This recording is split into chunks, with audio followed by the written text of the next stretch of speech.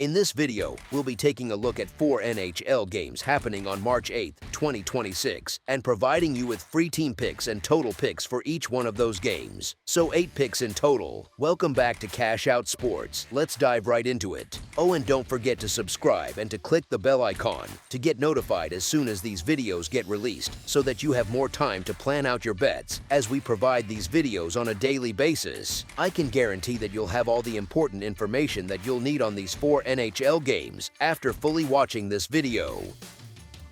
One more thing before we start, if you would like to gain access to our best exclusive sports picks to take your journey to the next level, then check out our Patreon in the link down below, where we offer our best single picks, parlay picks, and much more. Now let's get started. Minnesota Wild versus Colorado Avalanche. The Minnesota Wild roll into Ball Arena on Sunday to face the Colorado Avalanche in what feels a lot more like a heavyweight chess match than a casual regular season tilt. Minnesota is coming off wins against the Lightning and the Golden Knights, with the Mammoth next on the slate, and that recent stretch has them riding a wave of confidence after taking 10 of their last 14 games. That kind of run does not happen by accident, especially on the road, where this group has quietly built a reputation for showing up in tough buildings. Colorado, on the other hand, has handled business against the Ducks and the Stars, with the Oilers waiting for them after this one, and the Avalanche have stacked 6 wins in their last 7 games to remind everyone why they scare opponents before the puck even drops. They have looked like the class of the league for most of the season, and that tag still carries weight, even if their recent home stretch has not been quite as intimidating as usual. The Wild have not exactly been pushovers in this matchup, either, winning 2 of the 3 meetings this season and grabbing the only game in Colorado by a 5-2 scoreline.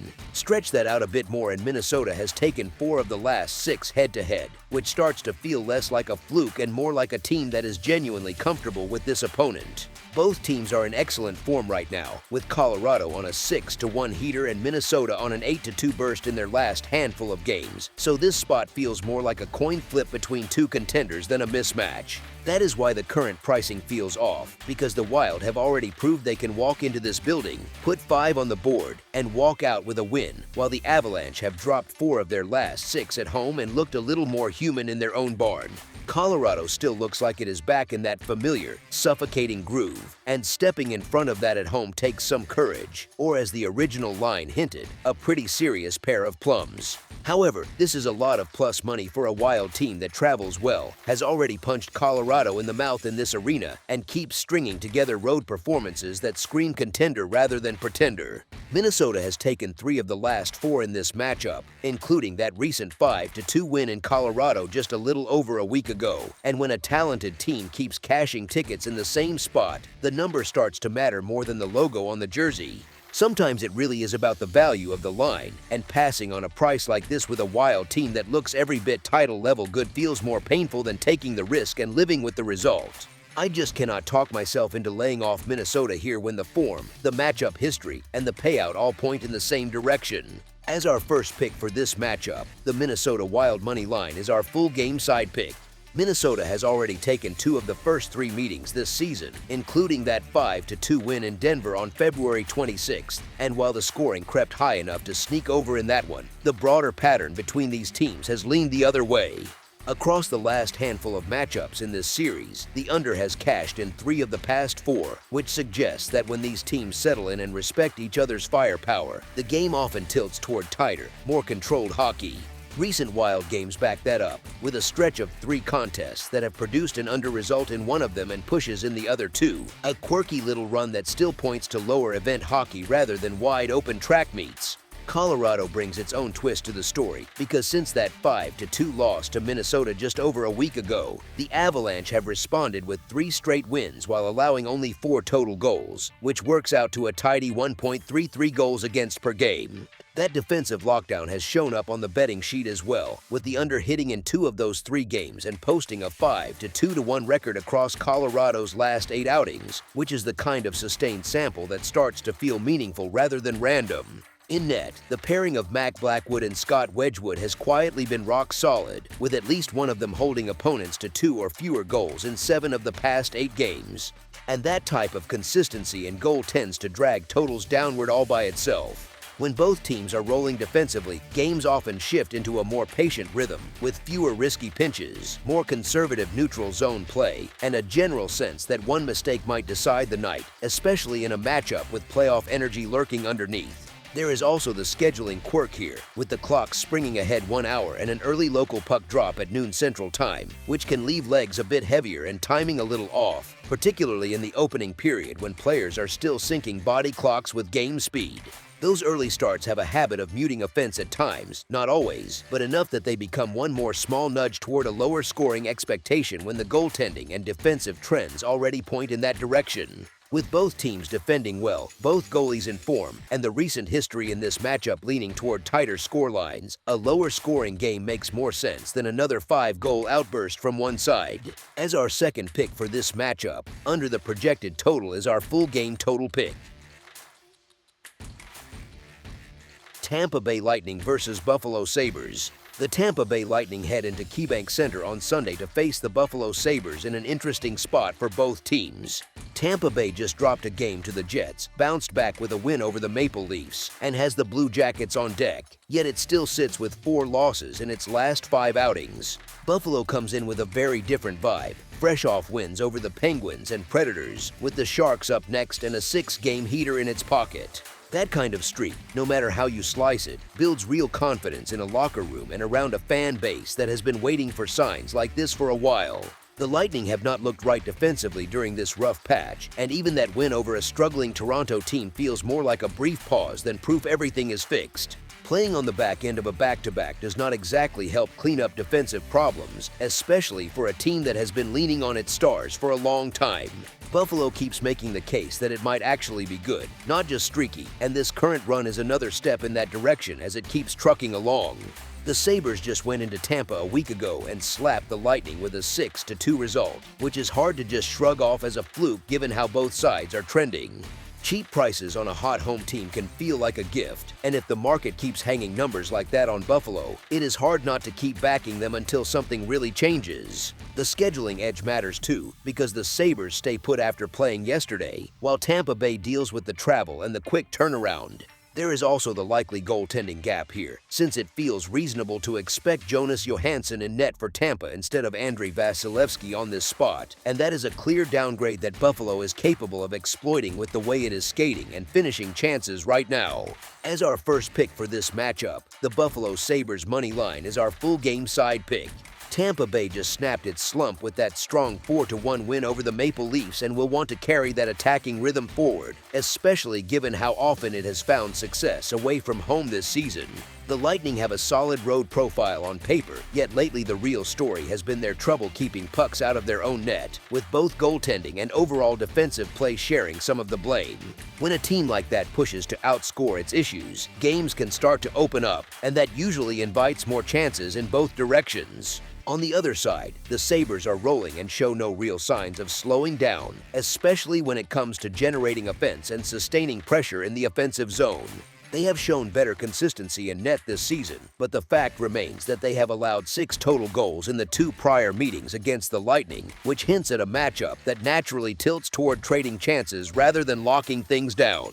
Given the way these teams match up, it is reasonable to expect plenty of back and forth with rush opportunities, dangerous power plays, and momentum swings that favor more goals rather than fewer. Both clubs know they can score on the other, and when that belief sets in on both benches, it often turns into the kind of game where offense keeps pushing the pace from start to finish. As our second pick for this matchup, over the projected total is our full game total pick. Detroit Red Wings versus New Jersey Devils. The Detroit Red Wings head into the Prudential Center on Sunday to take on the New Jersey Devils in a matchup that feels like 2 teams moving in opposite directions. Detroit is coming off losses to the Golden Knights and Panthers, has the Panthers again on deck, and has dropped 7 of its last 10 games, which tells you a bit about where the confidence level might be right now. New Jersey, by contrast, has stacked wins over the Maple Leafs and Rangers, has the Flames coming up next, and is riding a 4-game winning streak that has suddenly given their season a much brighter tone. That kind of run, especially against quality opponents, can change the entire mood in a room in a hurry. The Devils did play yesterday, which would normally raise a small flag, but given how hot they have been this week, another quick turn on the ice might actually help them stay in rhythm rather than hurt them. Sometimes when an offense is cooking, the last thing you want is extra downtime, and right now New Jersey fits that profile. Detroit, on the other hand, has clearly cooled off. The Red Wings have scored 2 or fewer goals in 8 of their last 10 games, which is a tough way to live in a league where one bad shift can flip a game and where chasing offense can wear a team down mentally as well as physically. New Jersey is suddenly enjoying some of its best hockey of the season, and while these hot stretches never last forever, it makes sense to respect them while they are happening rather than assume they will vanish overnight. With this matchup sitting at a pick'em-type price, the choice becomes pretty simple because form, momentum, and recent performance all lean toward the same side. Pick'em games are often where trusting the hot hand pays off most, and with one team rolling and the other trying to rediscover its scoring touch, the edge points toward the home side for now. As our first pick for this matchup, the New Jersey Devils money line is our full game side pick. New Jersey has struggled all year to string together consistent scoring, sitting 29th in the league with just 2.57 goals per game, which has been a big part of their frustrating stretches. Lately, though, they have found something that works, putting up 18 total goals across their last 4 games, which is a clear sign that their forwards are finally cashing in on chances rather than just creating them. Jack Hughes snapping his long goal drought with a hat trick against the Rangers on Saturday is especially encouraging because when your top talent gets going again, it tends to lift everything around it. Detroit's defense does not exactly present a brick wall. The Red Wings rank in the bottom third of the NHL in goals allowed per game, so on paper this sets up as another spot where New Jersey's resurgent offense can put together a strong night in the attacking zone. In net, Jacob Markstrom has settled in nicely for the Devils, but with him playing on Saturday, it is very likely that veteran Jake Allen gets the call here instead. Allen has not seen game action since February 25th, and goalies who sit that long often need a bit of time to get their timing and reads back, which can open the door for more quality looks early on. Detroit will still be missing Dylan Larkin due to a lower body injury, and that is not a small absence. Even so, the offensive core led by Lucas Raymond and Alex DeBrincat has enough skill to give Allen problems, especially if there is any rust in his game. The addition of Justin Falk on the back end also matters. His puck-moving ability should help Detroit's breakouts, which means cleaner exits, more controlled entries, and more chances for their skilled forwards to attack with speed rather than constantly dumping and chasing. That kind of support from the blue line can quietly nudge a team's offense back into gear, even without its top center. With New Jersey's scoring trending up, Detroit's defensive numbers sitting in the lower tier, and a likely backup goalie who has not played in weeks on one side, while Detroit still has enough offensive talent and improved puck movement to push back, this matchup lines up as one where goals should not be in short supply. As our second pick for this matchup, over the projected total is our full game total pick. Edmonton Oilers versus Vegas Golden Knights. T-Mobile Arena is going to feel like spring hockey with a little extra glitter tonight, with Edmonton rolling in as that dangerous team everyone hates to play and Vegas trying to steady itself while still perched near the top of the division. You have one group arriving with the kind of star power that can flip a game in 3 shifts, and the other dealing with the awkward reality that its depth chart looks a lot thinner than it did a year ago, especially down the middle and on the wings that handle the heaviest defensive lifting. Edmonton leans into exactly what its roster screams it should do. Connor McDavid, Leon Draisaitl, Evan Bouchard, Zach Hyman, that whole core drives an attack that sits near the top of the league in goals and owns a power play that is flat out terrifying, comfortably north of that 30% mark this season.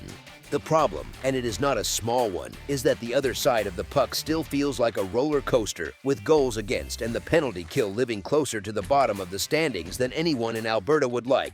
So you get this strange mix, where the Oilers can dominate the puck, look like a contender for long stretches, and then suddenly give up 2 goals in 5 minutes because a coverage breaks or a clear does not get out. Vegas used to be the big, mean defensive problem child in this conference, the team that ground you down on the walls and laughed at your entries, but the identity has shifted. Now it is Jack Eichel carrying the puck with that glide that never seems rushed, Pavel Dorofeyev emerging as the leading goal scorer, Mitch Marner threading passes into seams that barely exist, and Thomas Hertl doing a bit of everything in between. The attack is still dangerous, the power play is sharp, and on a good night this group looks like it can trade punches with anyone. What has changed is that the safety net behind them is not as sturdy, especially with the injuries stacking up and the blue line and crease juggling different combinations. The health picture leans one way here. Vegas is dealing with its captain Mark Stone on injured reserve, William Karlsson still out long-term, and Carter Hart sidelined, which pulls experience and stability out of both the forward group and the goalie rotation. That forces Bruce Cassidy to lean even harder on Eichel, Marner, Dorofeyev, and friends, and to push minutes toward players who were supposed to be in supporting roles, not carrying matchup duty. Edmonton has its own issues lower in the lineup, with names like Matthias Janmark and Curtis Lazar on the wrong side of the injury report and Adam Henrique getting banged up recently, but the primary drivers up front and in the top four on defense are in the lineup and logging heavy minutes. Over 60 minutes, that difference in who is actually available on the marquee matters more than it sounds. Stylistically, the pieces also tilt toward the visiting bench having a friendlier path. The Oilers want speed through the neutral zone, controlled entries, layered passing, and quick strike chances off turnovers. And that has historically bothered this Vegas structure when these cores see each other. You have already seen Edmonton march into this building in the postseason and send this same Golden Knights core home, and the formula was not complicated. Win enough pucks in the middle of the ice, make their defense pivot and skate, and trust that your elite forwards will eventually break down even a well-coached system. T-Mobile is loud, the show is fun, and the first 10 minutes can feel like a storm, but this Oilers group has played in this exact environment with far more on the line and proven it can handle it. Recent form quietly backs up that picture. Vegas has dropped 4 of its last 5, and in too many of those games, the Knights have dug themselves an early hole, then tried to climb back with offense instead of smothering anyone. Edmonton has been far from perfect. You still see defensive lapses and some chaotic stretches in their own end, but at 5-on-5, their ability to generate dangerous looks and lean on their top players has held up better than the mood around their record suggests. One team is hanging onto its structure while taping over gaps in the lineup, and the other is flawed but fully powered where it matters most, which is not a trivial difference when you are trying to guess who can tilt the ice more often tonight. As our first pick for this matchup, the Edmonton Oilers money line is our full game side pick. If you care less about who ends up on the happy side of the handshake line and more about whether the scoreboard operator breaks a sweat, this matchup is basically your idea of a good time. You have 2 offenses that live near the top of the league in production, 2 coaching staffs that are not afraid to let their stars trade chances, and 2 defensive profiles that do not exactly scream low event. Honestly, if this turns into a tight 2-to-1 chess match, it would be more surprising than a wild third period where nobody can sit still. Edmonton's season-long personality is almost cartoonish in how tilted it is. The offense is elite, the power play is a buzzsaw, and they attack in waves, but the penalty kill lags far behind, and the goals against total tells you all you need to know about how often things break down in their own zone.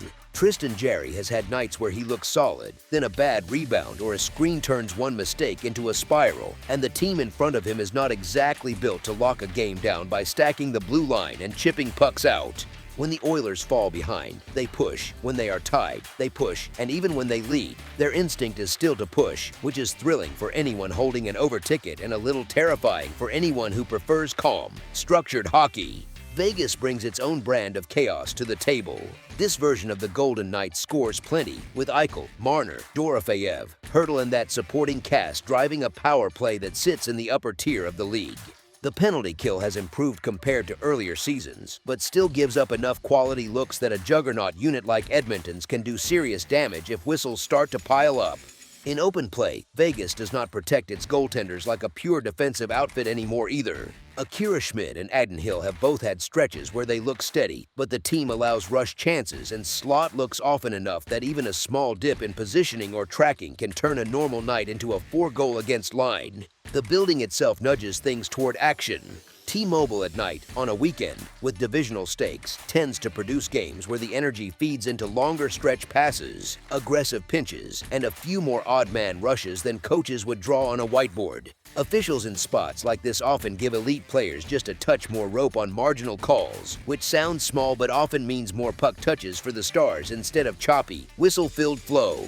Put those pieces together and you get extra possession time for the top units, more tired legs in the defensive zone, and more broken plays that turn into high-danger looks. Schedule and rhythm tilt things toward offense as well.